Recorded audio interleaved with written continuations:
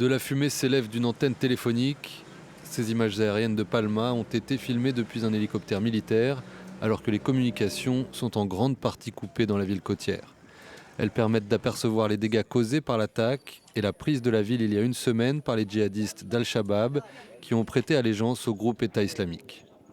Alors que des dizaines de personnes auraient été tuées, de nombreux habitants, 8000 selon l'ONU, ont réussi à fuir et ont trouvé refuge plus au sud. Lorsque nous avons entendu des coups de feu, nous avons fui dans la forêt. Nous n'avions pas de vêtements. Nous n'avions rien du tout. Nous sommes restés 7 jours dans la forêt sans manger. C'était très dur. L'armée mozambicaine a déployé mercredi des renforts autour de Palma. Le Portugal, dont le Mozambique est une ancienne colonie, a annoncé l'envoi d'une 60aine de militaires. L'Union africaine demande de son côté une action régionale et internationale urgente. Les craintes concernent notamment le site gazier voisin de Palma, le plus important d'Afrique.